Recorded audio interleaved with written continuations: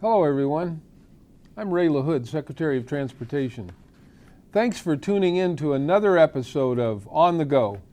This month we received a number of questions from our friends over at Atlantic City's website. So let's get to them. Jay Walk asks, given President Obama's intent to build a better national passenger rail system, will there be an increased emphasis on implementing it for years to come? Well, we've got some good statistics here, so I think what I will do is actually read the answer to this question and then maybe say a few things just off the cuff.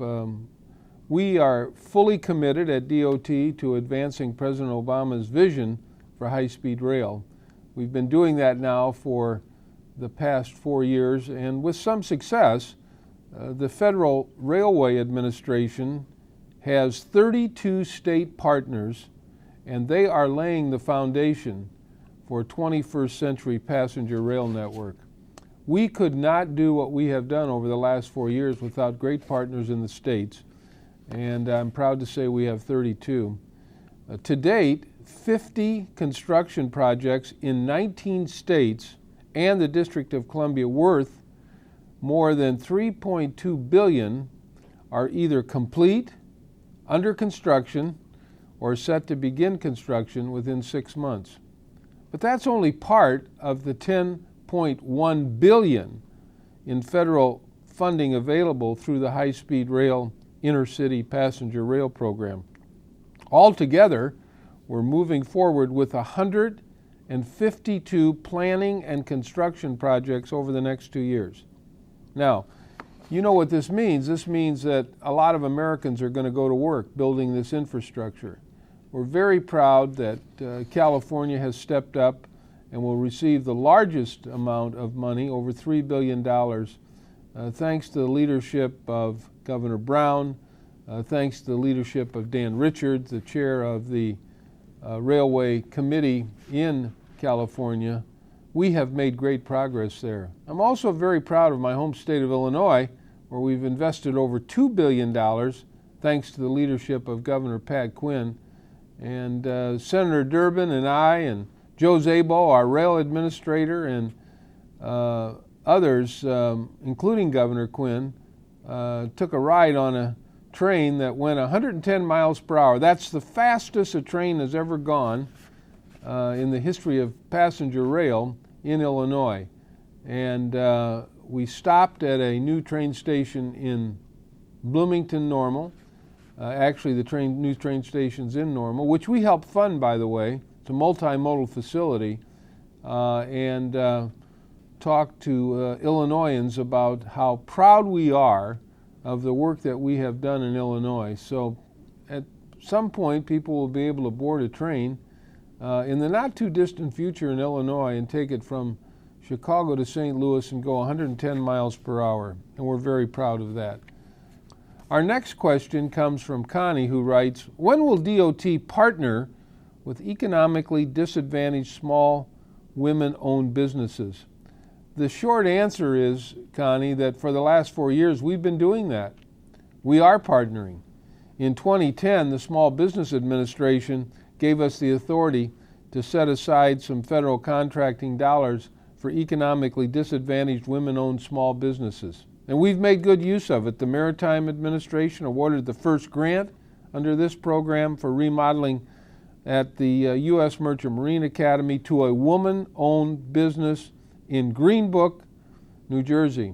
DOT has also actively held meetings around the country encouraging people to get involved with our DBE program. And we are fully committed to doing all we can to help small, disadvantaged, women-owned businesses all across America. We also launched the Women and Girls in Transportation Initiative with Spelman College very early on in our administration to encourage young women to pursue careers in transportation, and our STEM mentoring program, which matches DOT employees with high school students studying science, technology, engineering, and math, helps ensure young women across the country have access to technical skills. So we've made a lot of progress. we can always do better, and we will continue to do better. EB writes, what are you most proud of accomplishing at DOT during President Obama's first term?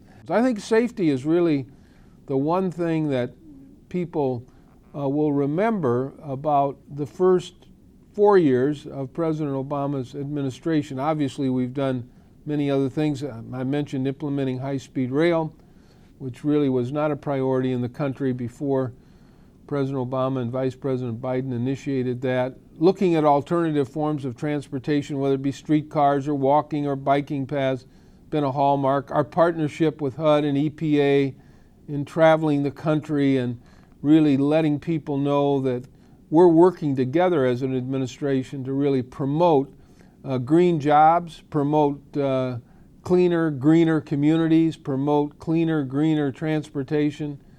But when it comes down to it, I really think that safety will be the thing that people remember most. We've made progress in shutting down bus companies, progress in making sure that bus companies that provide transportation to people are safe, that drivers are well trained and well rested. We've done that in the airline industry with new rules that have been adopted to make sure that pilots are well rested and well trained. We certainly have done it on our highways with our distracted driving campaign, our continued drumbeat for people to wear seat belts, continued drumbeat for our friends in law enforcement to get drunk drivers off the road. So we'll continue to make safety a priority, but we can do many different things here at DOT to really enhance transportation, and that's always our goal. And let me just say in conclusion, this will be the last program for this year of On the Go, and at this very joyous season, I want to make sure that you all have a very, very happy holiday, Merry Christmas, Happy Hanukkah, and a joyous season with as many of God's blessings as can possibly rain down on all of you. Thank you for watching, and we look forward to more opportunities next year to share answers and to share our views on questions of interest to all of you. So have a great and a very happy and a very safe holiday season.